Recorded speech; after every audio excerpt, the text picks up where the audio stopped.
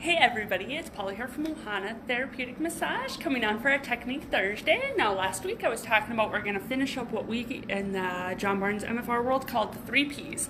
So we started with the petricoid, which was in the jaw, then we went into the psoas, which is in your abdominals, and now we're going to go into the piriformis, which is in your buttock region.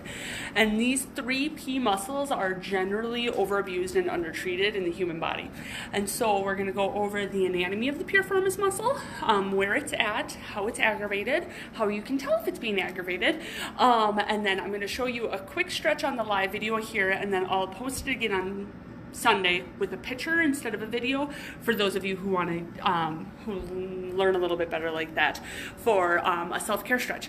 So, and then I'll tell you how we treat it in the massage world. And so I'm going to flip our screen around here. Okay, so our piriformis, as you can see right here, this is on the back side of your body. So you have your sacrum right here, and then you have your femur. And so it connects from the sacrum to the head of the femur. And if you have restrictions or adhesions or knots, whatever you call them, in the piriformis muscle, it actually can refer pain anywhere that is pink on here. And so part of the reason for this is your sciatic nerve goes through the piriformis muscle, and so if it gets tight and it starts pulling together, it'll cause aggravation to your nerve that goes down your leg. And so it can show up anywhere in that hip or outer buttock region, down in your thigh, in your calf, or all the way down in the bottom of your foot, can all be caused by the piriformis muscle. And so a good way for us to know if, I'm going to turn it around quick, a good way for you to know if your piriformis is tight is it's winter, so you get to go outside, and when you go outside, if you look at your snow prints, if you walk in the snow, if your feet are turned out when you walk, a lot of times that can be because your piriformis is too tight and it's pulling that foot out and causing you to do more of a duck walk.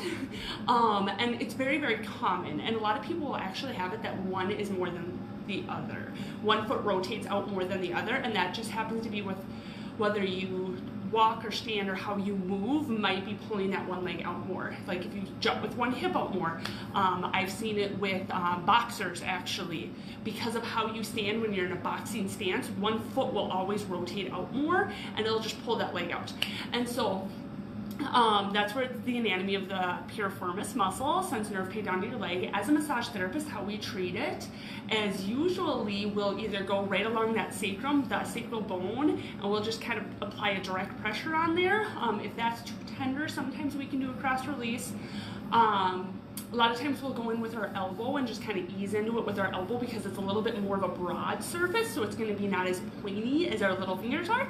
But a really, really good way for you to stretch this muscle at home, because there's only so much we can do an hour at a time here in our massage clinic, is a figure 4 stretch. You can do this standing or sitting, and so you would just bring your foot up and rotate it out. And then you can, if you're standing like I am right now, I just have my foot on the massage table. You can do it on your kitchen table or whatever. You just sink into it and you'll feel that stretch coming all the way down that outer thigh buttock region. If you were laying down on the ground, you would just bring your one leg up and then cross your other leg over like you're making the number 4, and then bring it towards your chest is a really good way to do it. Or pigeon pose if you do yoga, I believe it's pigeon, is a really, really good way to stretch out that piriformis muscle.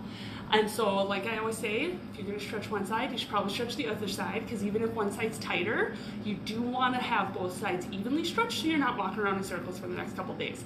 So I hope you found this Technique Thursday a little bit informative, if nothing else, and I will see you guys next time. Have a great day.